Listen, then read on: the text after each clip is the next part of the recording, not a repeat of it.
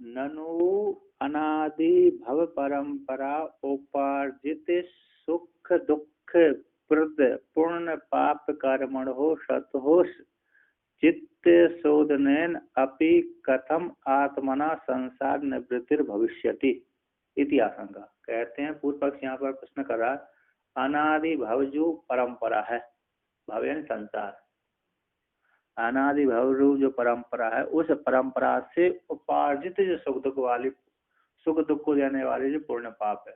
हमारा जन्म एक इसी जन्म में थोड़ी प्राप्त हुआ शरीर, कई जन्म कितने जन्मों से लेके आ रहे हैं नहीं, हजारों जन्म बीत गए होंगे, हजारों लाखों, कोई गिनती नहीं है। तो ऐसे भव परंपरा से उपार्जित सुख दुख को देने वाली पूर्ण है ना, सुख दुख को फिर देने वाले पूर्ण पाप कर्मों के विद्यमान होने के कारण चित्त शोधन के द्वारा भी कैसे आत्मा की संसार की निवृत्ति होगी।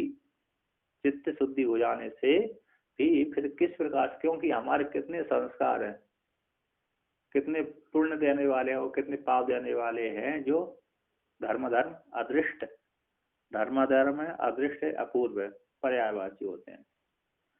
उसमें अरे पूर्व मीमांसा में उसको अपूर्व बोल देते हैं, अदृष्ट बोल देते हैं, धर्म बोल देते हैं। तो ऐसे जो धर्म है, पाप पुण्य है, पाप भी है और पुण्य भी है, दोनों ऐसे पाप पूर्ण रूप जो कर्म है, विद्यमान जो कर्म होंगे हैं, तो अनादिकाल चले आ रहे हैं। ऐसे चित्त के शोधन से भी कैसे आत्मा संसार निवृत्ति होगी। इति आशंका को लेकर कहते हैं, चित्त प्रसाद उपलक्षित ब्रह्म अनुसंधान सकल कर्म क्षय उपत्तिर मैवम इति परार्थ। कहते चित्त प्रसाद, जब चित्त प्रसन्न हो जाता है अर्थात चित्त आत्मा में लग जाता है, चित्त की जब निर्मल हो जाता है, तो निर्मल चित्त के प्रसाद से उपलक्षित जो ब्रह्म के अनुसंधान से, जब चित्त हमारा सात्विक अंतःकरण हो जाता है तो ब्रह्म का ध्यान बहुत अच्छा होता है। सुबह सुबह उठो, कभी सुबह सुबह उठ करके ब्रह्म मुहूर्त में 4 बजे 5 बजे सुषुम्ना नाड़ी चलती है, आधे घंटा 1 घंटा को समय देता हूँ, प्रतिदिन चलती है वो सुषुम्ना नाड़ी। इसलिए पहले के ऋषियों ने बताया कि सुबह प्रातः काल ब्रह्म मुहूर्त में ध्यान करें। तो ब्रह्म मुहूर्त में इंगला पिंगला बीच की सुषुम्ना है ना, इंगला भी चलती है, जब दोनों नाकों से हवा चल आती है जाती है तब सुषुम्ना चलती है। हाँ, दोनों नाकों से प्राण निकलने चाहिए बराबर मात्रा में। जब दोनों नाकों से, नाक बोलते हैं ना, दोनों नाक से जब बराबर मात्रा में प्राण, हाँ, दोनों नाक से सुषुम्ना चलता है उस काल में, तो उस ध्यान करना चाहिए। हमारा दादी माँ बोलती थी, हाँ, कोई कार्य का शुभारंभ करते समय ऐसा जोर से हवा ऐसा करने की, राइट साइड से ज्यादा आ रहा है तो ठीक है, मन ठीक है, प्रारंभ करो। लेफ्ट साइड से आ रहा है तो नहीं, थोड़ा गड़बड़ी है, थोड़ा शांत होके फिर शुरू करो, ऐसा बोलते हैं। ये विज्ञान है, ये स्वर विज्ञान इसको बोलते हैं, स्वर विज्ञान। तो स्वर विज्ञान, एक महात्मा है इधर मेरे नर्मदा किनारे, उसको स्वर विज्ञान का ज्ञान है, वैष्णव महात्मा है, और पर नर्मदा किनारे रहता है। सुबह सुबह 9 बजे कन्या भोज करा देता हर दिन, उसका नियम है। अभी है तो वैष्णव, दिन भर मौनी रहता है, रात भर गप्पे लगाता है ना। पहले, और उसके पहले बहुत क्रोधी है, अपने भक्तों को गाली देते थे हो। उसके गुरु जी कह रहे हैं ऐसी ऐसी गाली दोगे भक्तों को आना बंद कर देंगे, आना बंद कर देंगे तो फिर आपका आश्रम कैसे चलेगा। इसलिए दिन भर मौन धारण कर, रात को बोलो।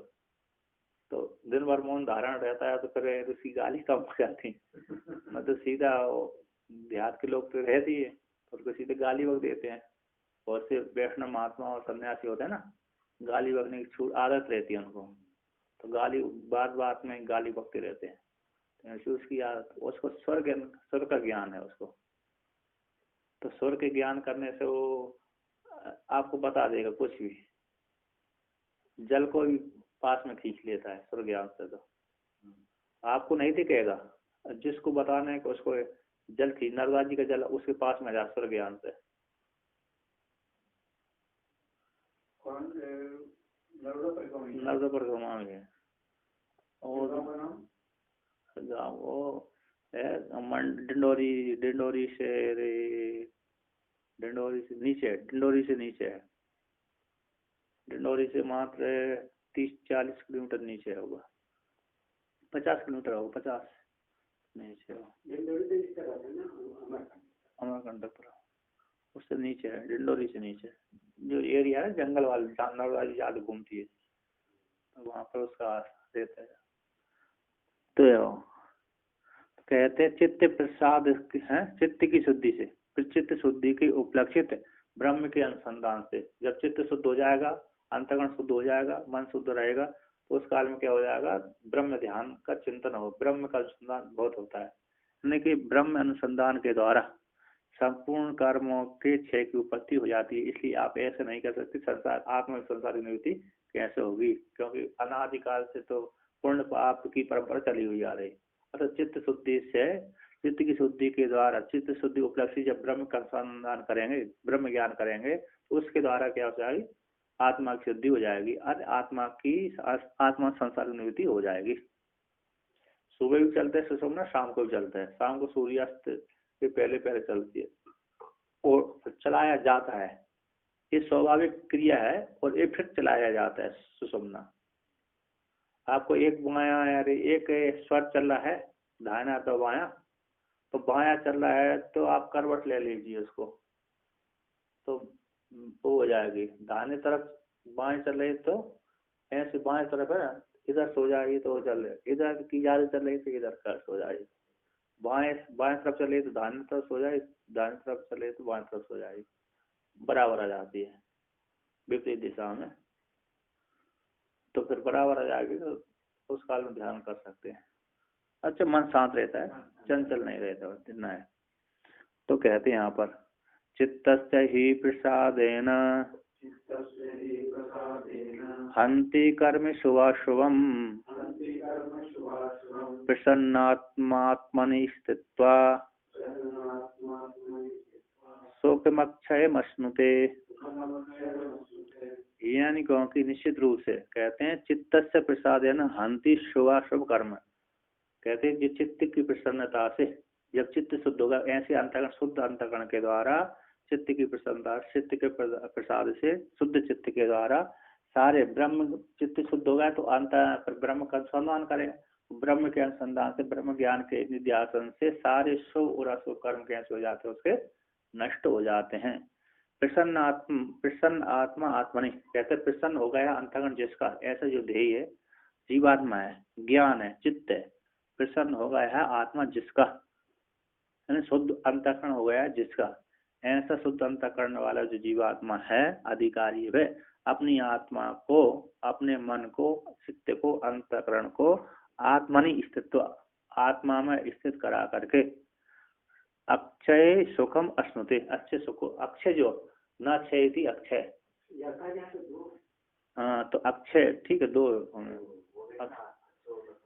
नहीं अक्षय है ना, या प्रत्यय कर दिया, अक्षय डबल या होते अक्षय, तद्धित प्रत्यय कर दिया, अक्षय, हाँ अक्षय तद्धित प्रत्यय कर दिया, अक्षय अक्षय अश्नुते, अक्षय जो सुख है,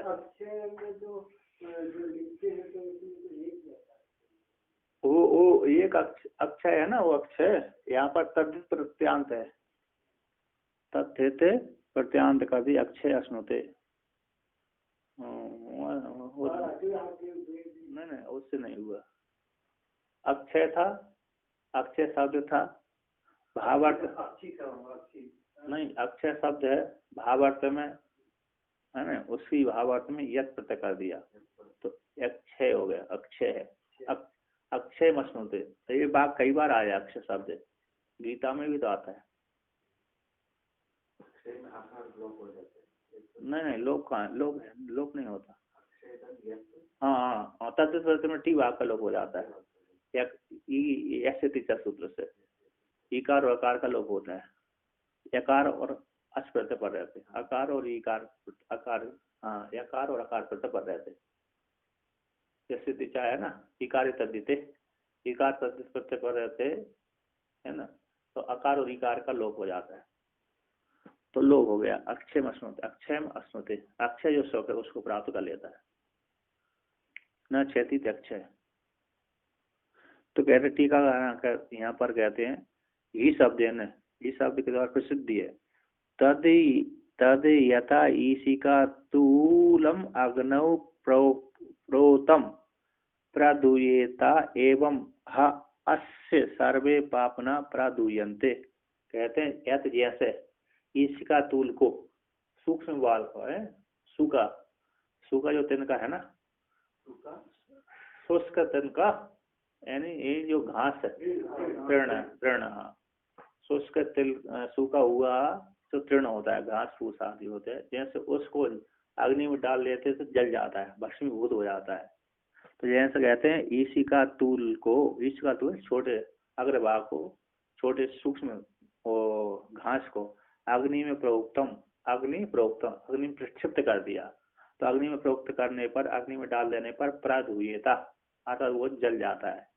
यथा जिस प्रकार से, उसी प्रकार से अस इस विद्वान के सारे पाप न प्रादुयन्ते।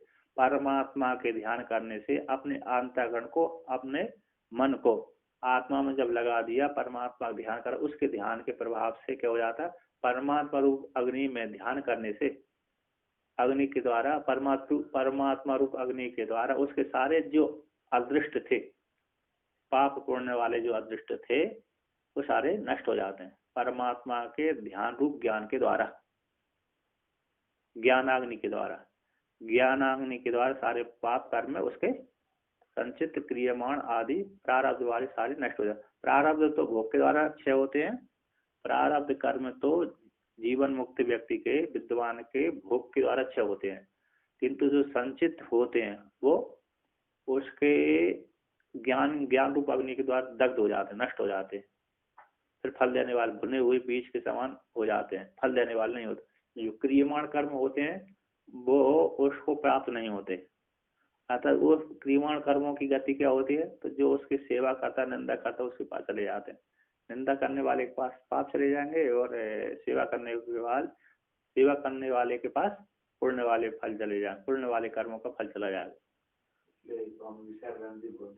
हाँ, किसी के व्यक्ति को अगर वो जीवन मुक्त या नहीं ऐसा निश्चय नहीं हुआ, फिर भी अगर वो श्रोत्रिय हो तो उनको ऊपर ज्यादा नकारात्मक भाव नहीं रखना।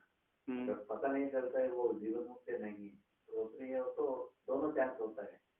हाँ, आपको सेफ होना चाहिए तो श्रोत्रिय को बारे में कभी भी विरुद्ध वृत्ति नहीं कराना।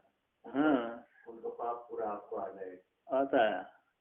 और जो उसका धन होगा वो उसके यदि विवाह घर जीवन वाला है, पुत्र आदि के पास चला जाएगा।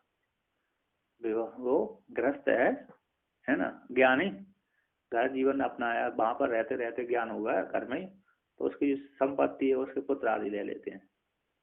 यदि विरक्त है तो उसका उत्तरादि जो शिष्य बनेगा उसको संपत्ति मिल जाती है, और ज्ञान वाले को ज्ञान प्राप्त होता है।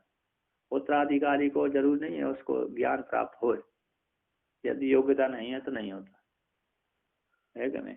ज्ञान यानी सन्यासी है, अब उसका बहुत बड़ा आश्रम बन गया, बना लिया था, ज्ञान हो गया, अब उसको उत्तराधिकारी ज्ञान के योग्य नहीं था, उसको संपत्ति है तो मिल जाएगी उस अधिकारी उत्तराधिकारी को, किंतु ज्ञान उसको नहीं प्राप्त होगा। तो ज्ञान तो उसको प्राप्त होगा जो अधिकारी होगा, और जो उस ज्ञानी की निंदा चुगली करेगा उसको पाप पुण्य प्राप्त हो जाएंगे। ज्ञानी की तो निंदा नहीं करनी चाहिए, सामान्य लोगों की भी नहीं चाहिए। हाँ, किसी की निंदा नहीं करना चाहिए, निंदा करना ही नहीं चाहिए। निंदा करेंगे तो उसके पाप आ जाते हैं। ज्ञानी के ज्यादा दोष नुकसानदायक होते हैं, और अज्ञानी के इतने कम होते हैं क्योंकि उसमें कम ज्ञान, लेकिन फिर भी वो अपने मन पे है ना असर डाल ही देता है। और जो निंदा करता है ना दूसरे व्यक्ति का, वो स्वयं ही अरे आदत ऐसी पड़ जाती है कि करे बिना रह ही नहीं पाता हो।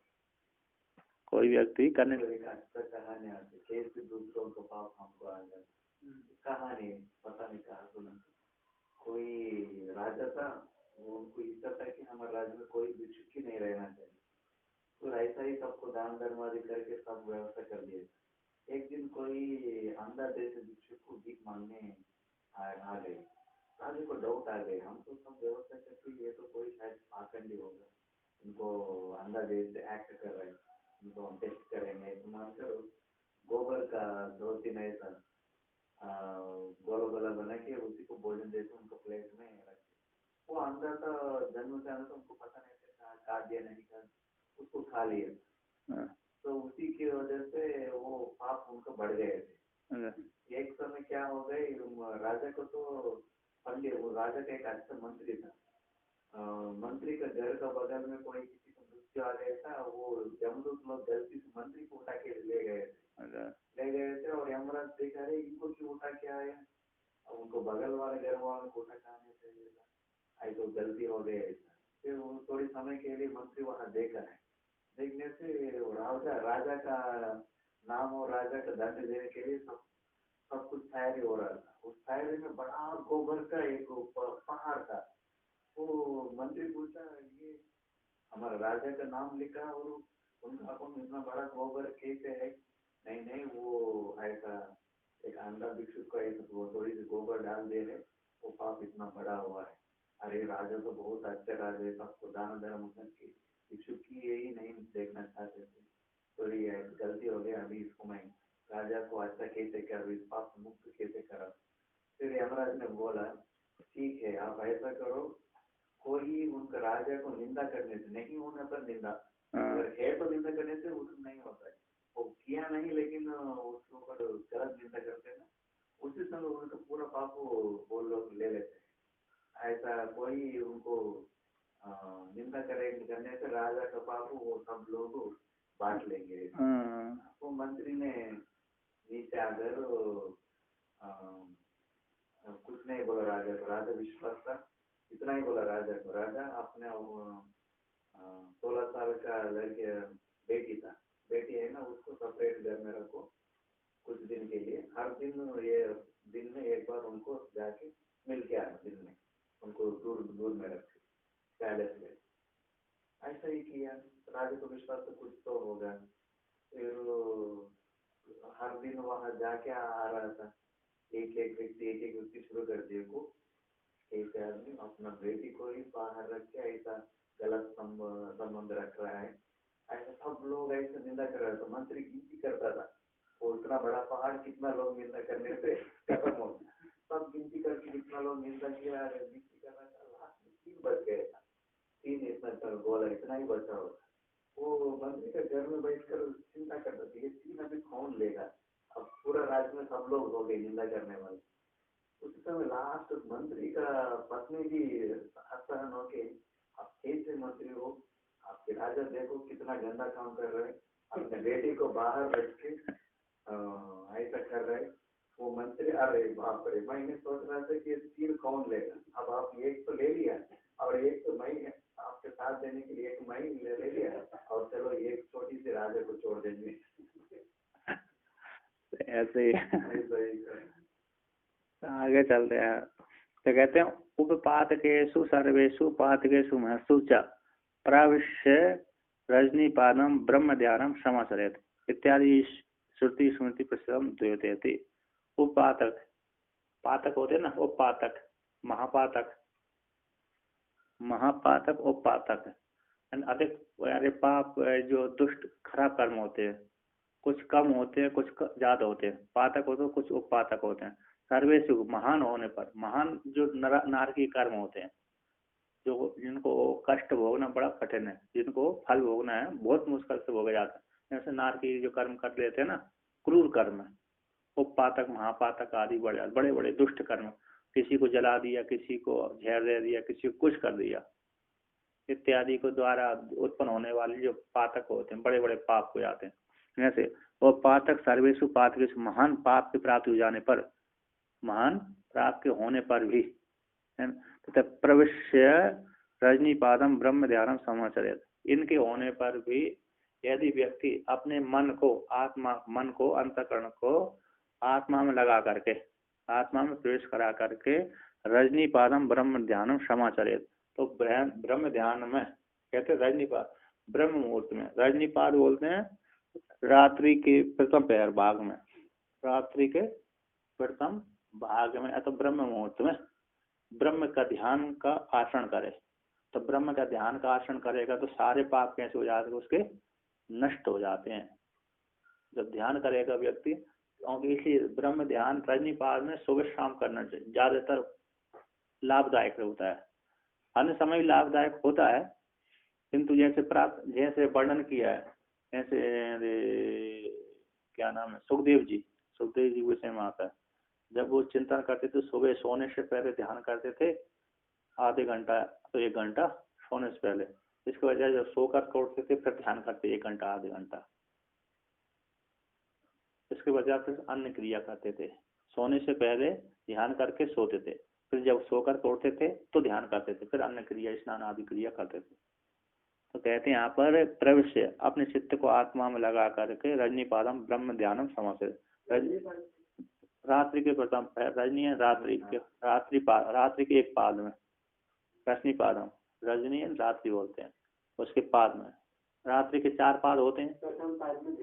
प्रथम पाद है प्रातः काल सायंकाल, एक पाद तो करे, ठीक है, ज्यादा समय नहीं है तो एक पाद में तो करना चाहिए यदि मनुष्य को। प्रथम पाद में ध्यान करना चाहिए, फिर 2 पाद होना चाहिए, फिर तीसरे पाद में कर 4 पाद होते हैं, है ना, 4 पाद, 2 पाद होने के लिए। तो ब्रह्म ध्यान समाचरे, इस प्रकार से वो क्या करते, ब्रह्म आसन करें, ब्रह्म का ध्यान करें। तो इस प्रकार से सारे जब ध्यान करेगा सारे पाप उसी जीवात्मा के कैसे हो जाते, निवृत्त हो जाते, अथवा विद्वान हो जाते, संसार से मुक्ति हो जाती है। तो कहते हैं प्रसन्न आत्मा, प्रसन्नम आत्मा चेतो यथोक्ता तथा उक्ता, कैसे प्रसन्न आत्मा हो गया, चेत यानी इसका, प्रसन्न आत्मा यानी चेत यानी ज्ञान है, इसका प्रसन्न हो गया, आत्मा अंतःकरण शुद्ध हो गया जिसका, ऐसी उस अधिकारी का, यथोक्त अधिकारी का अंतःकरण शुद्ध हो गया, अथवा ज्ञान उसके अंतःकरण तो शुद्ध हो गया। ऐसे जो अधिकारी है सा आत्मनि, सब अधिकारी आत्मनि स्वरूभूते अद्वितीय आनंद लक्षण ब्रह्मणि स्थित्वा तदेव अहम इति निश्चयेन दृश्य जातम परिहृत्य चिन्ह मात्रेण अवस्थायाम अक्षयम अविनाशम अविनाशी यत् सुखम स्वरूभूतम तदस्मते। कहते हैं आत्मा में, स्वरूभूत आत्मा में अद्वितीय आनंद स्वरूप लक्षण ब्रह्म आत्मा में स्थित करा करके, अपने अंतःकरण को उसमें स्थित करके, अपने मन को उसमें लगा करके, अपनी आत्मा को उसी में लगाकर, चिदाभास उस जीवात्मा में अपने आत्मा को, मन को उसी परमात्मा स्वरूप आत्मा में लगा करके वहीं पर स्थित होकर के अभिचिंतन करके, जीवात्मा जो चिदाभास जीव है अपने निर्विशेष तत्पद के द्वारा शोधित और त्वम पद के द्वारा शोधित होकर के, दोनों को एक कर, तत्पद और त्वम पद दोनों को एक करते, अभिचिंतन कर वहीं पर स्थित हो जाए, हम अस्मि, मैं ब्रह्म हूँ, है ना, तत्वमसि के द्वारा, हम ब्रह्मास्मि के द्वारा, प्रज्ञान ब्रह्म, अयम आत्मा ब्रह्म इत्यादि के वाक्यों के द्वारा तद एव अहम अस्मि, मैं हूँ, वही मैं हूँ, इस प्रकार से निश्चय करके दृश्य समुदाय, दृश्य जातम, दृश्य समुदाय को परिहृत्य हटा करके चिन्ह मात्र रूप से, चेतन मात्र चित्त मात्र रूप से, चित्तम चित्ति जाने तकार रहित हो जाएगा, चित्त को चित्त ही जान तकार जब हट जाएगा, तो चिन्ह मात्र रूप से अवस्थान, चिन्ह मात्र रूप से अवस्थित हो जाने पर, चिन्ह मात्र रूप से अवस्थित हो जाने पर मैं हूँ, मैं ब्रह्म हूँ, इस प्रकार से अवस्थित हो जाने पर अक्षय विनाशी, अक्षय अविनाशी जो सुख होता है, स्वरूभूत सुख है, उस स्वरूभूत सुख को प्राप्त कर लेता है। कौन? वो साधक अधिकारी विद्वान। तो यहाँ पर आगे कहते हैं प्रसन्न आत्मा ने स्थित्व इति उक्त एवं अर्थ को दृष्टांत पूर्वक दृढ़ करते हैं। प्रसन्न आत्मा, प्रसन्न है अंतःकरण जिसका, चित्त जिसका अंतःकरण प्रसन्न हो गया है, ऐसे अधिकारी का आत्मा में स्थित करके अपने मन को लगा करके अच्छे सुख को प्राप्त कर लेता है, उसी अर्थ को ही दृष्टांत पूर्वक दृढ़ करते हैं। समासक्तम यथा चित्तम जंतुर्विषय गोचरे यद्देव ब्रह्मणि स्यात् तत्को नामुच्येत बंधनात्। कहते हैं समासक्तम यथा चित्तम जंतुर विषय गोचर, जंतु के विषय गोचर में जिस प्रकार से आसक्त होता है मन, सामान्य ज्ञान, सामान्य व्यक्तियों का विषय भोग की कामना करने वाले जिन पुरुषों का, स्त्री पुरुषों का, जैसे विषय गोचर, विषय विषयक में, विषय को विषय करने वाले विषयों में जिस प्रकार से उनका अंतःकरण चित्त जिस प्रकार से आसक्त होता है, उसी प्रकार से यदि साधक का जो मन है, अंतःकरण है, यदि ब्रह्म में स्थित हो जाए, ब्रह्म में स्थित हो जाए, लग जाए, लगा दे, लग जाए, तो कहते हैं तत् को न मोचित बंधना, तो संसार बंधन से कौन मुक्त नहीं होगा? यदि लग गया तो, यदि लगा दिया तो कौन ऐसा होगा जो मुक्त नहीं होगा? एक इस विषय सब मुक्त हो जाएगा, सब सही नहीं जिसका जिसका चित्त लगा होगा वही मुक्त होगा, है क्या नहीं? सब थोड़ी मुक्त होंगे, सब तो मुक्त जिसने माने अपने से बनने कोई चीज मान नहीं, आप एक मुक्त हो जाने पर सारे मुक्त हो जाएंगे, है क्या ना? एक जीव बात में सारे मुक्त हो जाते हैं। कौन हो जाते हैं? एक जीव। भगवान भास्कर ने उसमें दिया एक और, भगवान भास्कर का श्लोक है, देहात्म ज्ञान वज ज्ञानम देहात्म ज्ञान वादकम आत्मन्नेव भवेद यस्य स नेच्छन्नपि मुच्यते, मुच्यते, है ना? स नेच्छन् अपि मुच्यते। कहते देहात्म ज्ञान वज ज्ञानम, जैसे देह में आत्मज्ञान होता है ना, मैं शरीर हूँ, जिस प्रकार दृढ़ निश्चय बैठा हुआ है हमारा, सभी सामान्य लोगों का बैठा रहता है कि मैं शरीर वाले आत्मा हूँ, मैं शरीर वाला, इस नाम वाला हूँ, इस कर्म वाला हूँ। ऐसा ध्येय आत्मवत ज्ञानम, ध्येय में आत्मज्ञान है जिस प्रकार से ज्ञान के समान ज्ञान, तो ध्येय आत्मज्ञान वाला, ध्येय में जो आत्मज्ञान को बात करने वाला जो ज्ञान जिसका हो गया, ये शरीर आत्मा नहीं है, आत्मा तो इसके भीतर विद्यमान है, वो आत्मा है। ऐसा जिसको ज्ञान हो गया, कहते आत्मा नहीं भवेद यस्य, जिसका आत्मा में जिस प्रकार से ये ऐसा ज्ञान होगा कि ये शरीर आत्मा नहीं, इस शरीर के भीतर जो विद्यमान है, पांचों कोशों के भीतर जो छुपी हुई है गुफा में जो विद्यमान वो आत्मा और निर्विशेष ब्रह्म है, वो मैं हूँ। इस प्रकार से जिसको दृढ़ निश्चय हो गया, तो कहते हैं सा वह पुरुष न इच्छन अपि मुच्यते, वो कहेगा मैं मुक्त नहीं होऊंगा, तब भी वो मुक्त हो जाएगा। ऐसे लघु वाक व्यक्ति में वर्णन किया भगवान भास्कर ने। पंचकोश के अंदर वो आत्मा है, उसमें दृढ़ निश्चय जिसका हो गया, तो जो उसको वो यह लिखा है कि मैं संसार से मुक्त नहीं होऊंगा, तब भी वो हो जाएगा। ऐसा है। तो यहाँ पर कहते हैं, तो टीकाकार कहते हैं प्राणिनस्य चित्तम विषय एव गोचर इंद्रिय प्रचार भूमि तस्मिन् यथा स्वभावतः सम्यक आसक्त भवति तदेव चित्तम ब्रह्मणि पृथक अवस्थने परमात्मनि यदि एवं आसक्तम स्यात् तर्हि कः संसार न मुच्यते सर्वोपि मुच्यता एव इत्यर्थ। कहती जैसे प्राणियों का चित्त विषय गोचर इंद्रियों को विषण करने वाले जो विषय, गो यानी इंद्रिय, चरण चराती गोचर, गो यानी इंद्रियों, जो इंद्रिय है ना, गो यानी इंद्रिय जिसमें इंद्रिय विषण करते हैं वो विषय गो है।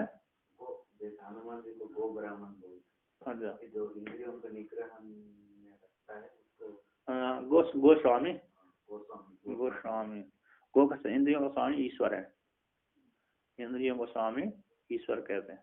ऐसे गो यानी इंद्रियों में जो विषण कर, इंद्रियों के विषय में जो विषण करता है, ऐसे गोचर इंद्रियों के विषय में कहते हैं यहाँ पर विषयों में है ना, विषयों में इंद्रिय प्रचार भूमि, इंद्रियों में जो प्रचार भूमि है, अतः इंद्रिय यहाँ पर विषण आदि करते हैं, जिस विषय में विषण करती है। तस्मिन यथा जिस प्रकार उन विषयों में, यथा जिस प्रकार स्वभाव से सम्यक रूप से अच्छी प्रकार से आसक्त होता है जैसे सामान्य व्यक्तियों का, तद उसी प्रकार से भय चित्त ब्रह्मण पृथक अभिन्न परमात्मा में यदि हो जाए, यदि आसक्त हो जाए, यदि आसक्त हो जाए, जैसे विषयों में आसक्त है उसी प्रकार यदि परमात्मा में हो जाए भय चित्त, तो कहते हैं तभी तब तो कौन ऐसा है संसार से मुक्त नहीं होगा। अतः सभी व्यक्ति संसार से मुक्त हो जाएंगे जिसने अपने आत्मा को, मन को, चित्त को आत्मा में लगा दिया है, आत्मा में आसक्ति जिसकी हो गई वो व्यक्ति मुक्त हो जाता है।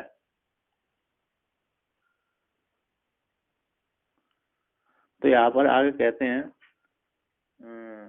उक्त अर्थ को दृढ़ता के लिए मन का अवान्तर वेद को कहते हैं, दृढ़ता के लिए, दार्थ के लिए।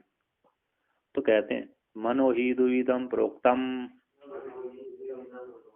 शुद्धम चा शुद्धमेव चा अशुद्धम काम संपर्काच शुद्धम काम विवर्जितम। कहते मन दो प्रकार का कहा गया है, प्रोक्तम कहा गया है, शुद्ध और अशुद्ध। मुक्ति को उपनिषद में वर्णन किया, 2 प्रकार की वासना होती है, शुद्ध वासना, मलिन वासना। शुद्ध वासना संसार का, अशुद्ध वासना मोक्ष का हेतु होती है, और अशुद्ध वासना संसार की हेतु होती है। तो यहाँ पर कहती मन 2 प्रकार का है, शुद्ध और अशुद्ध। तो अशुद्ध कैसा मन है, काम संपर्क से युक्त होने के कारण वो मन कैसे अशुद्ध होता है, और जो काम से रहित है वो शुद्ध कहलाता है। काम विवर्जितम मन है वो शुद्ध कहलाता है। काम इति उपलक्षण क्रोध आदि का भी है। तो कहते हैं यहाँ पर, और शाक्टायन उपनिषद की श्रुति देते हैं यहाँ पर, कहते द्विविध से तस्व कर्मण संसार मोक्षा हेतु दर्शते। 2 प्रकार के मन का क्रम से संसार मोक्ष के हेतु में वर्णन करते हैं। शाक्टायन उपनिषद और मैत्रायणी उपनिषद, 2 उपनिषदों में श्रुति आई है। शाक्टायन उपनिषद है और मैत्रायणी उपनिषद है। तो यहाँ पर कहते हैं मन एव मनुष्याणाम कारणम बंध मोक्षयो बंधाय विषयासक्तम मुक्ति ही निर्विषयम स्मृतम। कहते मनुष्यों का जो मन ही बंध और मोक्ष में हेतु है, कारण हेतु है। बंध और मोक्ष में मनुष्यों का मन ही है ना, मनुष्यों का जो मन ही कैसे बंध और मोक्ष में हेतु है। कहते बंधाय विषयासक्तम, विश्व में आसक्त बंध के लिए होता है, और निर्विषयम मुक्ति के लिए होता है। स्मृति हुई है, कहा गया है, स्मृत है। बंध जिसकी काम जगत की कामना है तो बंध के लिए हो गया वो मन, जिसकी जगत की कामना नहीं है उसको मोक्ष के लिए हो गया। मनसा एव द्रष्टव्य, मनसा एव द्रष्टव्य, मन के द्वारा जानना चाहिए। मन के द्वारा जानने योग्य परमात्मा, किंतु शुद्ध मन के द्वारा। तो अब श्रुति, दूसरी श्रुति देते हैं यहाँ पर, कहते हैं मन के द्वारा जानने योग्य है, मन के द्वारा। तो यहाँ पर कहते हैं प्रसन्न आत्मा आत्मनि स्थित्वा सुखम अक्षय स्मृते इति अर्थ को श्रुति स्वयं ही प्रपंच करती है। प्रसन्न आत्मा जो है ना, प्रसन्न हो गया अंतःकरण जिसका, शुद्ध हो गया अंतःकरण जिसके, ऐसे अधिकारी का आत्मा में, अपने आत्मा में स्थित का मन को, अंतःकरण जीव को आत्मा में लगा दिया, स्थित करा दिया, तो सुख, अच्छे सुख को प्राप्त होता है ना। मुखम है तो वहां पर सुखम हो, डंडा लग जाएगा सुख हो जाएगा। मुख है ना, मुख है सुखम, अच्छे से सुख, जो सुख है अक्षय सुख को स्मृति प्राप्त कर लेते हैं। इसी अर्थ को श्रुति स्वयं क्या करती है, प्रपंच करती, दिखलाती है। समाधि निर्धूत मलस्य चेतसो निवेशितस्यात्मनि यत्सुखं भवेत् न शक्यते वर्णितुं गिरा तदा स्वयं तदन्तःकरणेन गृह्यते। कहते हैं समाधि से निर्धूत शुद्ध हो गया मल, निर्धूत मल वाला जो अंतःकरण है ना, समाधि के द्वारा जिसके मल सारे निकल चुके हैं। सम्यक आधीयति समाधि, परमात्मा में जिसका मन लग गया है, ऐसी जो समाधि वेदांत रूप समाधि है। अथवा प्राणायाम के द्वारा अथवा ईश्वर के चिंतन के द्वारा जिसका मन शुद्ध हो चुका है, ऐसी समाधि के से निर्धूत हो गया मल, निर्धूत मल वाला जो अंतःकरण, जे ऐसे अंतःकरण का निवेशितस्य आत्मनि यत्सुखम। कहते हैं ऐसे जिसका, ऐसे चित्त को, अंतःकरण को निवेशित कर दिया, परमात्मा में लगा दिया। परमात्मा में लगाने के बाद तो जो उस अंतःकरण को जो सुख होता है, समा है ना, कहते निवेशित परमात्मा, आत्मा नहीं, आत्मा में निवेशित हो गया, प्रवेश करा दिया है, गया। ऐसे समाधि से निर्मल शुद्ध अंतःकरण को जिस आत्मा में प्रवेश करा दिया, ऐसे चित्त को परमात्मा में, आत्मा में लगा दिया, प्रवेश करा दिए, ऐसे चित्त को जो सुख होता है समाधि काल में, ध्यान काल में, निध्यासन काल में, अब तो समाधि काल में, निध्यासन अभी तो समाधि नहीं लगी, इसलिए सुख नहीं हो रहा हमको, है ना। किंतु जब शुद्ध अंतःकरण के मल से रहते, निर्धूत मल वाला, जिसका सारे जो मल थे नष्ट हो गए, पाप मल यानी पाप, अविद्या, अज्ञान, मल को अविद्या भी बोलते हैं, पाप भी बोलते हैं, अज्ञान भी बोलते हैं, जो नष्ट हो गया। ऐसे चित्त की जो समाधि के द्वारा, कहते समाधि में के द्वारा सारे पाप नष्ट हो गए, ऐसे उस मन को जब परमात्मा में लगा दिया जाता है, ऐसे पर मन को जो सुख होता है समाधि काल में, समाधि काल में, निर्विकल्प समाधि काल में, अर्थ समाधि में जो सुख होता है, उस सुख को समाधि काल में जो सुख होता है, वेदांत की समाधि, वेदांत की समाधि मुक्ति उपनिषद में वर्णन किया अलग अलग प्रकार। ऊपर आगे ब्रह्म, पीछे ब्रह्म, दाएं ब्रह्म, बाएं ब्रह्म, ऊपर नीचे चारों तरफ ब्रह्म, ये वेदांत की समाधि कहलाई वहाँ पर। यहाँ से वर्णन,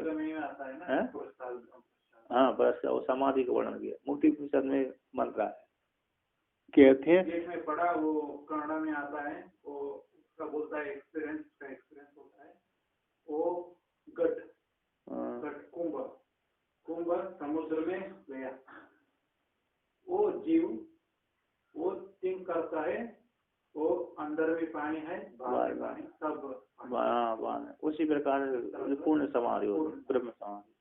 कहते हैं न, जो समाधि में जो सुख होता है, ऐसे सुख को न सकते वर्णितुम गिरा, वाणी के द्वारा तथा उस काल में वर्णन नहीं किया जा सकता है। स्वयं तद अंतःकरण गृह, वो है जब समाधि काल में अंतःकरण के द्वारा गृहीत होता है, जाना जाता है, अनुभव किया जाता है। ऐसे सुख को समाधि के द्वारा कहते हैं। उस जो जैसे हम, अरे गुड़ का खाओ, कोई पूछे कि गुड़ का स्वाद कितना मीठा, सो गुड़ कितना मीठा है, गन्ने का रस कितना मीठा है, तो कैसे बताएंगे इतना मीठा, 1% है कि 2% है, चाख लो तो मीठा मालूम पड़ जाएगा, है क्या नहीं। जैसे मीठे का ही वर्णन नहीं कर सकते हम, तो वो तो ब्रह्म सुख है, उसका वर्णन कैसे करें, तो वाणी के द्वारा वर्णन नहीं किया जा सकता। और स्वयं अंतःकरण के द्वारा ये गृहीत होता है, स्वयं के द्वारा जाना जाता, अनुभव का कम है। तो कहते टीकाकार कहते हैं यहाँ पर, आत्मनि प्रत्यक्ष स्वरूपे निवेशित समाधि मलस्य समाधिना प्रत्येक ब्रह्मणा एक गोचर प्रत्यावृत्तिया निर्धूत मलस्य निशेषण निवारित रजतमो मलस्य चेतस तस्मिन् समाधौ यत् सुखम् उत्पद्यते तथा समाधौ उत्पन्नम तत्सुखम गिरा वाचा वर्णितुं न सकते अलौकिक सुखत्वाद, अलौकिक सुखत्वाद इत्यर्थ। कहते हैं आत्मा में, प्रत्यक्ष स्वरूप आत्मा में निवेशित हो गया, प्रवेश करा दिया गया ऐसे मन को, अंतःकरण को, चित्त को, समाधि से निर्धूत मल वाला जो चित्त का अंतःकरण है, ऐसे अंतःकरण का, यानी समाधि ना प्रत्येक ब्रह्म के साथ एक गोचर, प्रत्येक आवृत्ति द्वारा ब्रह्म के साथ एक कर दिया उसने। जीवात्मा का परमात्मा क्या कर दिया, एक चिदाभास रूप जीवात्मा है, उसको परमात्मा के साथ एकीभूत कर दिया, कूटस्थ के साथ एकीभूत कर दिया। ऐसे प्रत्येक ब्रह्म का एक गोचर, एक विषयक, प्रत्येक आवृत्ति द्वारा, हम एक विषयक, एक को विषय करने वाली प्रत्येक आवृत्ति, हम की आवृत्ति, मैं हूँ, है ना, मैं ब्रह्म हूँ, मैं ब्रह्म, एक की आवृत्ति, बस मैं के अलावा दूसरे नहीं करना, हम भी नहीं करना है, हम ही हम करना है, हम ही हम चलना है, ओम ही ओम करना है, ओम के आगे राम भी नहीं आना है, न कृष्णा न सेवा है, ओम ही ओम है, तो हम की आवृत्ति करना। कहते समाधि द्वारा प्रत्येक ब्रह्म का एक गोचर प्रत्येक आवृत्ति के द्वारा निर्धूत मल से रहते, ऐसे अंतःकरण का निशेष रूप से निवारित है रजोमल से, राजो मल, रज है उत्तम है, रज और तम रूप जो मल उससे निवारित हो गया, उससे हटा दिया, मात्र सत्व गुण से प्रदान हो गया। कैसे मात्र सत्व गुण प्रदान हुए, ऐसे अंतःकरण का कहते हैं, ऐसे चित्त है, चेतस है, ऐसे चित्त अंतःकरण का, तस्मिन उस समाधि में यह सुख उत्पन्न होता है।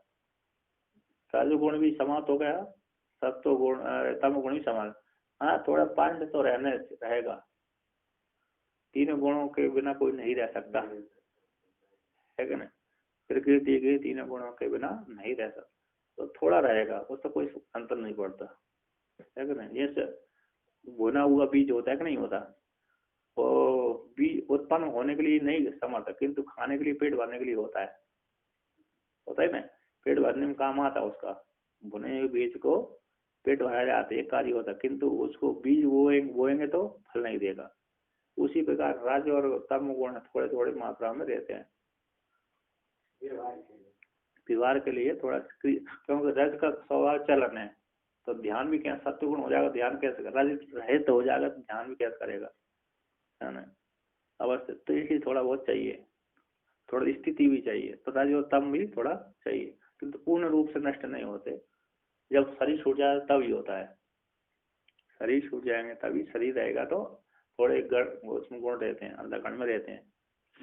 तो कहते हैं रजो तमोल से रहते अंतःकरण है, ऐसे इसका अंतःकरण का सत्य प्रदान होकर के तस्मिन समाधि में ये सुखम उत्पत्ति थे, ऐसे सुख को वाणी के द्वारा तथा उस काल में समाधि उत्पन्न होने वाले सुख को वाणी के द्वारा वर्णन नहीं किया जा सकता। क्यों? लौकिक सुख न होने से, अलौकिक होने से। तो कहते हैं किंतु स्वयं तत्स्वरूप स्वरूभूतम सुखम अंतःकरण में गृहीत, जो स्वरूप वो सुख है, वो सुख है, उस सुख को अंतःकरण के द्वारा ही गृहीत होता है, स्वयं के द्वारा अनुभव के, स्वयं के द्वारा जानने योग्य, दूसरे के द्वारा नहीं सुनाया जा सकता, ना तो जनाया जा सकता, ना जाना जा सकता, दूसरे के द्वारा न बताया जा सकता है, स्वयं के द्वारा अनुभव गम होता है।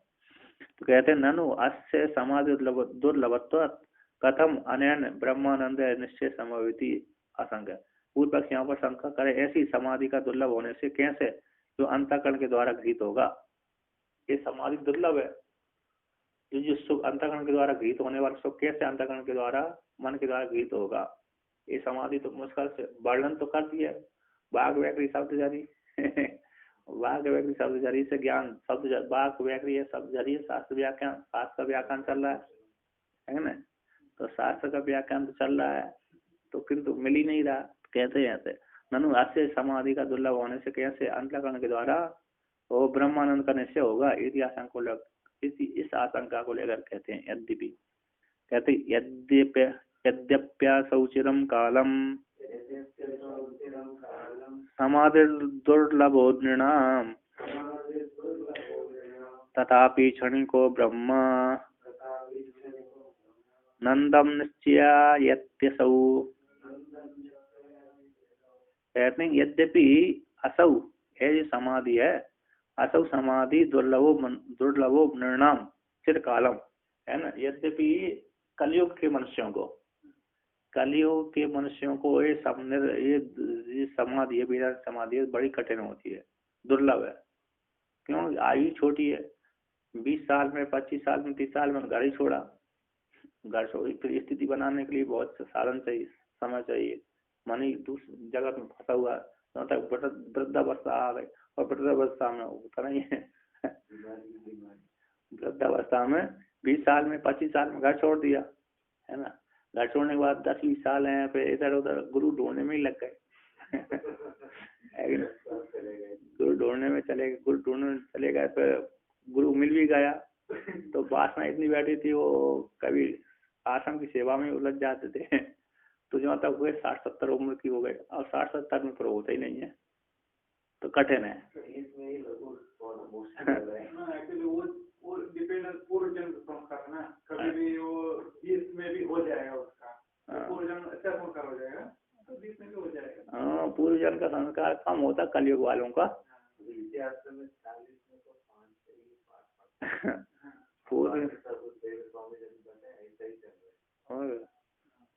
तो कम होता, कलयुग में कम होता है, सतयुग पैदा है उसमें ज्यादा रहते हैं, बहुलता से रहते हैं। द्वापर युग में भी थोड़े घट जाते हैं, यहाँ की कलयुग की अपेक्षा ज्यादा ही रहते हैं, कलयुग की अपेक्षा ज्यादा रहते हैं। बड़े बड़े नारद आदि भी दर्शन देते रहते हैं, सभी वैराग्य सुभान से रहते हैं, रागी भी रहते हैं, वैराग्यवान भी रहते हैं, दोनों प्रकार के। हाँ, धर्म का ही है, और दूसरा ये बहिर्मुखी की ज्यादा साधन नहीं रहते थे, कम रहते थे, कम ही रहते थे, बहिर्मुखी साधन कम रहते थे, क्योंकि मेहनत मजदूरी करना, बारिश के ऊपर निर्भर करते थे।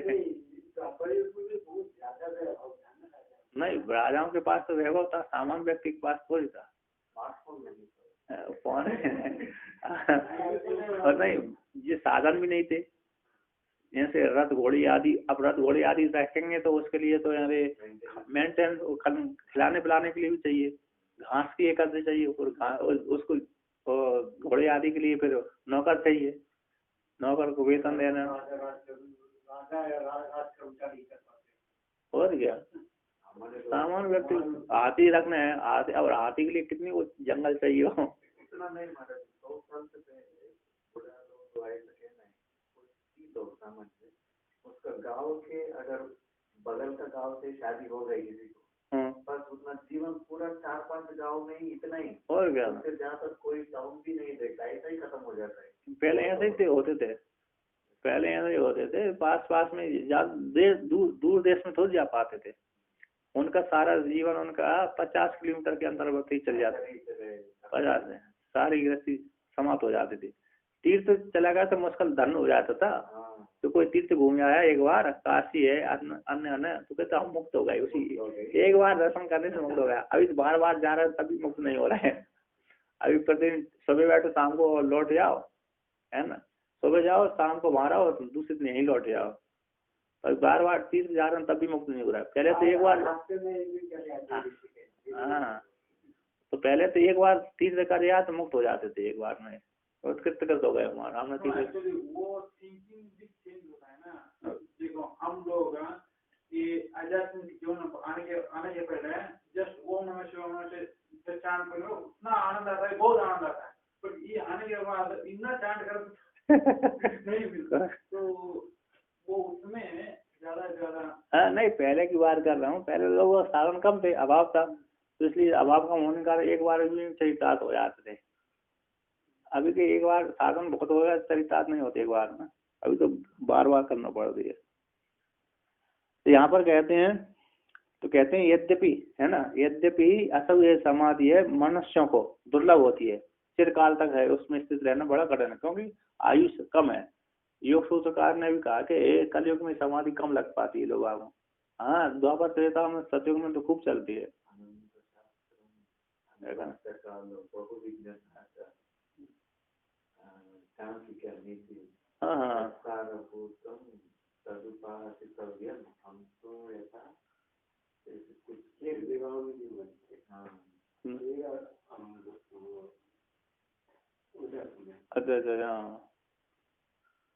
हाँ, तो अनंत शास्त्र है तो यार कैसे पढ़ेंगे, एक शास्त्र में ही कहेंगे ना, ज्यादा शास्त्र एक एक पढ़ेंगे, एक साल से एक अच्छे ध्यान पूर्वक पढ़ेंगे तो 1 साल लगता है ना, पूरा पढ़े। हाँ, पढ़ लिया, एक बार पढ़ लिया उसको, फिर ध्यान में नहीं बैठा 2 बार 3 बार फिरना पड़ती है।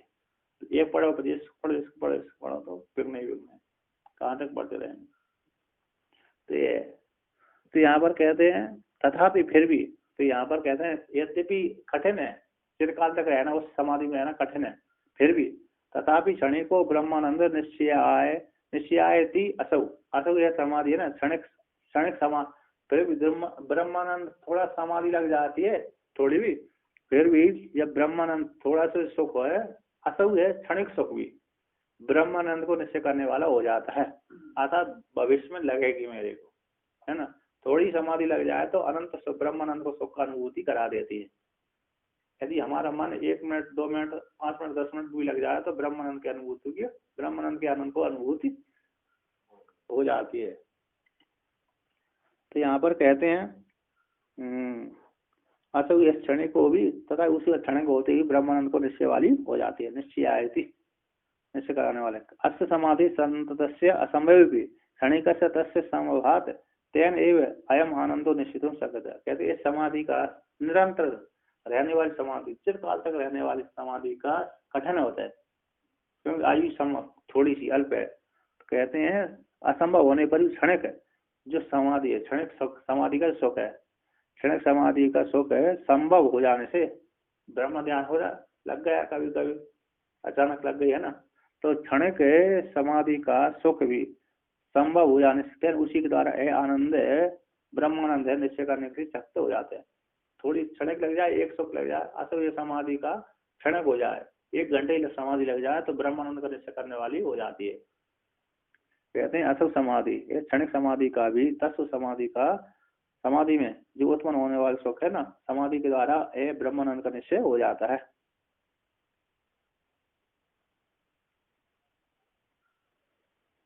कहते हैं यहाँ पर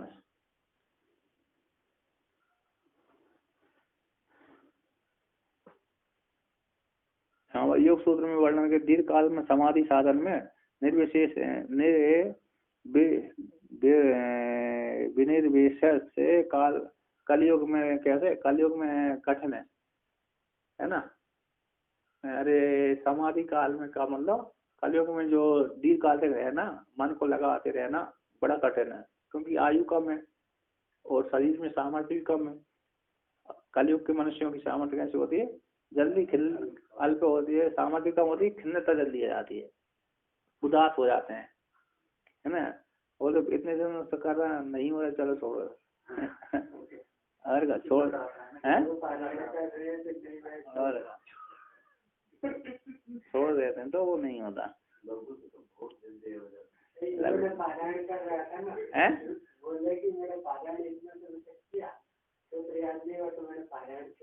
लघु का हाँ, लघु को पारायण करना मन कर दे निश्चय निर्णय वाली हो जाते हैं, है कि नहीं। अब आगे कहते हैं ननु आत्मदर्शनाय श्रवणादु प्रवृत्ता अभी केचित् आनंदे निश्चय शून्य बहिर्मुखा ये वर्तते इति आशंका श्रद्धा रहिता नाम तथात्वे श्रद्धा आदि मताम तन्निश्चय भवति एव इतिहास।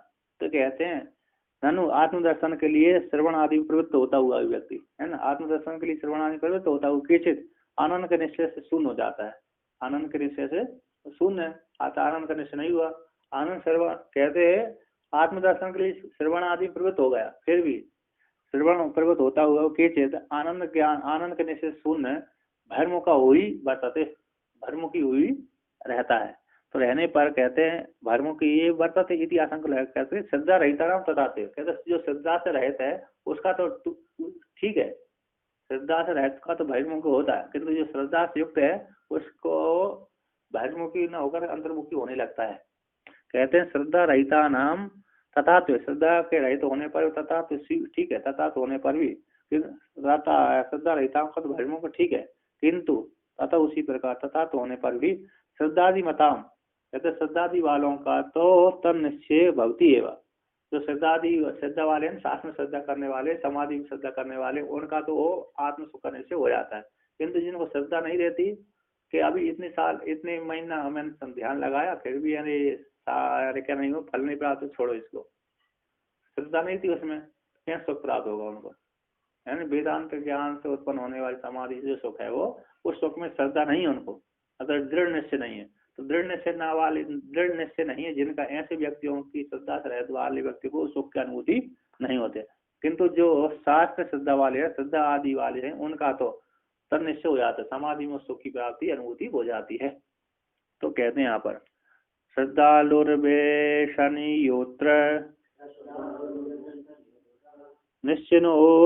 निश्चिनोत्येव सर्वथा निश्चिते हेतु सकृत तस्मिन् विश्वे सत्यन्यदाप्ययम्। कहते हैं श्रद्धालु और वैष्णी ये दो हैं, अत्र समाधि में श्रद्धा रखने वाले वैष्णी लगे निश्चिन होती एवं सर्वथा, असंभव रूप से, है ना, अवश्य रूप से वहां पर निश्चय कर लेता। वैष्णी व्यक्ति तो कहते हैं यहाँ पर श्रद्धालु वैष्णी, श्रद्धालु है और वैष्णी है, अर्थात जिस श्रद्धा शास्त्र में श्रद्धा रखता है और व्यसन है उसका, वैष्णी है अर्थात मैं करके ही रहूंगा, दृढ़ निश्चय वाला वैष्णी है, उसमें व्यसन रखने वाला, समाधि में व्यसन रखने वाला, आत्मशक्ति व्यसन रखने इच्छा रखने वाला, दृढ़ निश्चय रखने वाला।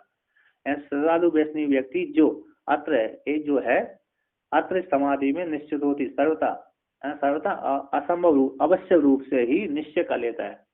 निश्चय अर्थात उसको दृढ़ निश्चय रहता है कि मैं जब तक आनंद सुख की प्राप्ति नहीं होगी तब तक समाधि से नहीं उठूंगा, जब तक मेरे को आनंद स्वरूप की प्राप्ति नहीं होगी तब तक मैं समाधि से उठूंगा नहीं। एक श्लोक भी आता है कहते आसन से मैं तब तक नहीं उठूंगा जब तक ज्ञान नहीं होगा। श्लोक है हठयोग का नियम है, जब तक चाहे मेरे प्राण निकल जाए किंतु उठूंगा नहीं जब तक मेरे को आनंद की अनुभूति नहीं होगी, समाधि नहीं लगेगी तो ज्ञान नहीं होगा, तो भगवान दर्शन नहीं देंगे, तब तक मैं आसन से नहीं उठूंगा। यहाँ से दृढ़ निश्चय जिसका है उसको भगवान दर्शन समाधि ज्ञान सारे हो जाते हैं। जल्दी हो जाते हैं। कहते हैं बाद में बैठने की इच्छा नहीं होता। हमने एक बार वज्रासन में 3-4 घंटे जबरदस्ती बैठ के क्या हो, लेकिन इतना गर्मी हो गई कि नाक के अंदर घायल जैसे हो, गाँव जैसे बन गए पूरा। फिर सर्दी ठंड बहुत गर्मी में बढ़ गई, इतना बढ़ गए थे।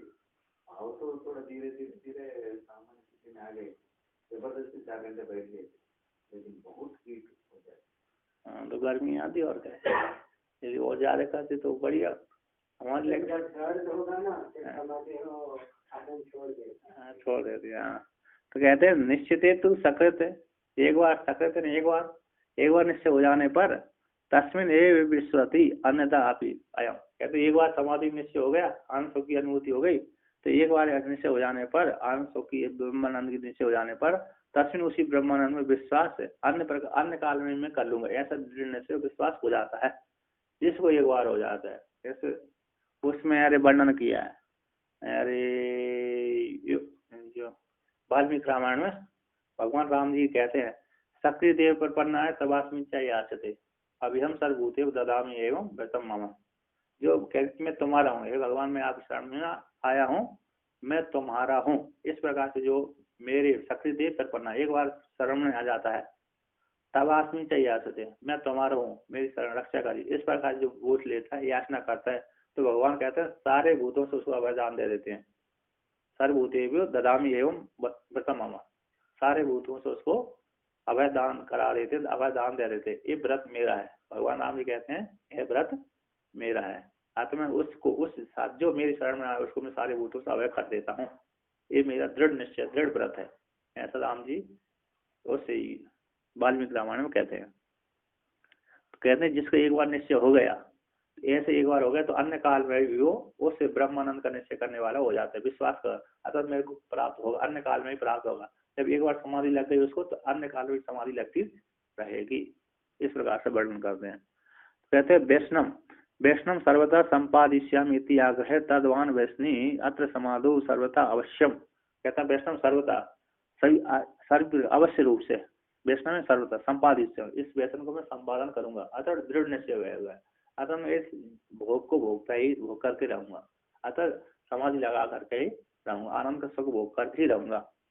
ऐसे संपादिष्यामि इस प्रकार जो आग्रह है जिसका, ऐसे तद्वान आग्रह वाला वैष्णी जो व्यक्ति अत्र समाधि इस समाधि में सर्वथा अवश्य रूप से निश्चय रूप से वो समाधि लगा लेता है, सुख प्राप्त कर लेता है।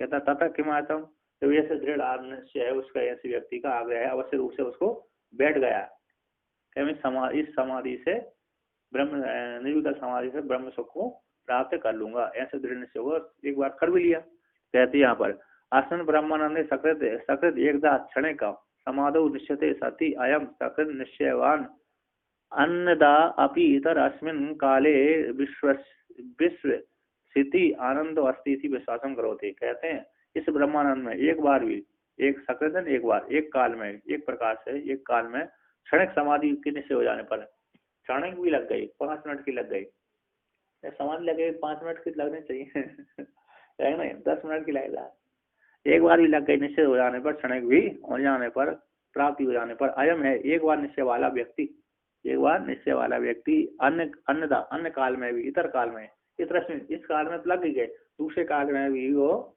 कैसे विश्वासित यानी आनंद अस्थि विश्वास कर लेता कि अन्य काल में मेरी लगे, जब एक काल में लग गई एक बार लग गई तो अन्य काल में समाधि लगेगी, इस प्रकार दृढ़ निश्चय करके रहता है।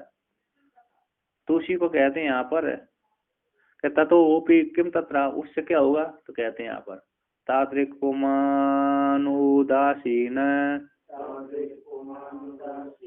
कालेप्यानंद वासनाम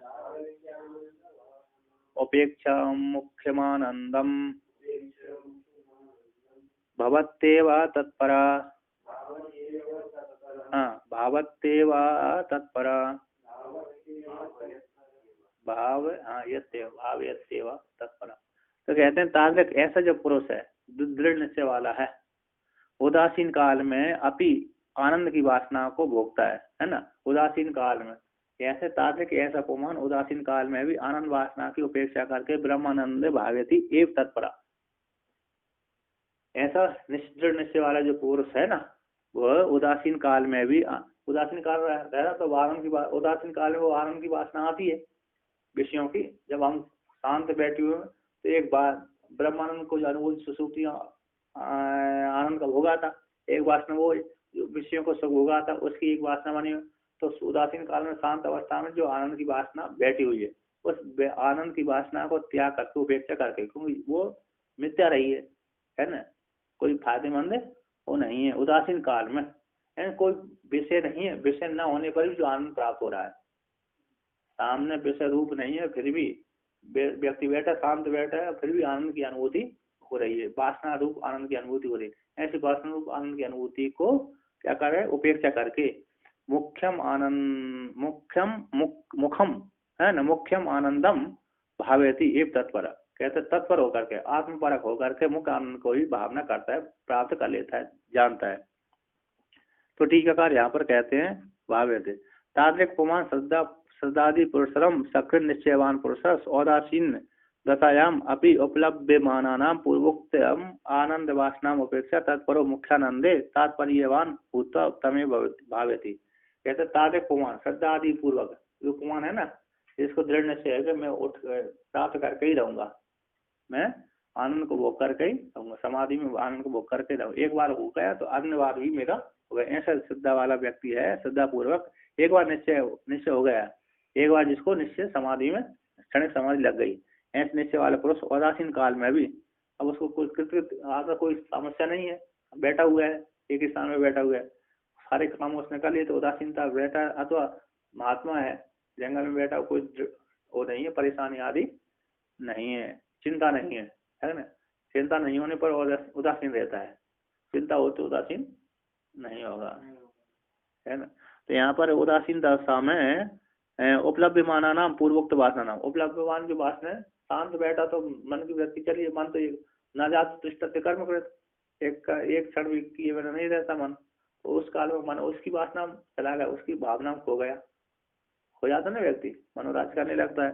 कहते उपलब्धमान वासनाओं का पूर्वोक्त आनंद की वासनाओं की उपेक्षा करके, जो सुसुप्ति की वासना को जागृत की में देख भोगे हुए पहले के बालापन से जो लेकर भोग रहा था, उसकी वासनाओं की उस वासना आ रही थी आनंद की वासना, उस वासना की उपेक्षा करके तत्पर यानी ब्रह्मानंद में तात्पर्यवान होकर के उसी को भावना करता है, तो ब्रह्म का चिंतन करता रहता है ना। हम का चिंतन करता, मैं हूँ, मैं ब्रह्म हूँ, मैं ब्रह्म, इस प्रकार चिंतन करता रहता है भावेति, मैं ब्रह्म हूँ, इस प्रकार चिंतन करता है, उसी को दृष्टांत के द्वारा कहते हैं। एवं इस प्रकार से विव्यार काले भी निजानंदो भावेति इति दृष्टान्तम, विव्यार काल में निजानंद को भावना करता है, इसमें दृष्टांत कहते हैं। तो कहते हैं परवेशनिनी नारी व्यग्रापि गृह कर्मणि तदेवा स्वादयात्यन्तः परसंग रसायनम। कहते हैं ग्रह परवेशनी नारी, विवाह आदि हो गया है ना, विवाह आदि होने के पश्चात अपने पति के साथ रहती, फिर भी उसकी जो बालापन की गलत आदत थी वो अभी भी छूटी नहीं। तो ऐसी पर पुरुष में आसक्त रहने वाली जो नारी है, पति को छोड़कर दूसरे पुरुष में आसक्त रहने वाली जो नारी है, वह व्यग्र कर्म व्यग्रापी ग्रह करें, ग्रह के कर्मों व्यग्र होती हुए भी, ग्रह के कर्मों में है, हाँ ग्रह कर्म में व्यग्र है ना, बिजी व्यग्र है ना, बिजी है, मतलब ग्रह कर्म उसको ये करने, रोटी बनाना है, बच्चों को रोटी बनाना है, अन्य करने को, पति को भोजन बनाना है, अन्य ये करना है, भाई बंधु है वो तो उनको देना है, उनके परिवार वालों को देना है, तो गृह कर्म में बताना नहीं मानना, तो गृह कर्म में व्यग्र होती हुई भी तदेव आस्वादयन्ति अंत पर संग्रसन, पर के साथ जो उसने आनंद का बॉयफ्रेंड हो गया, नहीं बॉयफ्रेंड ना, हाँ जार पुरुष है, तो जार पुरुष के पर संग रसायन, जार पुरुष के साथ जो संग किया था, ऐसे रस को अंत भीतर भीतर ही आस्वादेती, काम करते करते ही वो आस्वादन करती रहती है, उसी का चिंतन। हाँ दुनिया में माता और पुत्र का जो संबंध के बाद अगर कोई स्ट्रांग संबंध है तो यही संबंध है जो आक्रमण संबंध होता है तरह के साथ इतना स्ट्रांग होता है वो उसके लिए किसी को मारने को भी तैयार हो जाता है। हो जाते हैं। तभी तो मार देते हैं, आत्महत्या कर देते हैं, जहर आदि दे देते हैं। पर संग रसायन, पर पुरुष के साथ आसक्त भोग काल में आनंद आने वाले जो रसायन है उस रसायन को अंतन भीतर आस्वादन करती है, चिंतन करती रहती है। उसी प्रकार ये भी उसी दृष्टांत और दाष्टान्त है। उसी प्रकार जो साधक है व्यवहार करता हुआ भी जगत में व्यवहार करता हुआ परमात्मा का चिंतन करता है। जैसे अजब वाला जिसको जब सिद्ध हो जाता है वो व्यवहार करता हुआ जाप करता ही रहता है, मंत्र का जाप चलता ही रहता है, उसका व्यवहार ही कर रहा है, आपसे बातचीत भी कर रहा है, फिर भी उसका मन मंत्र ही जाप कर रहा है। इस प्रकार से यहाँ पर वर्णन किया।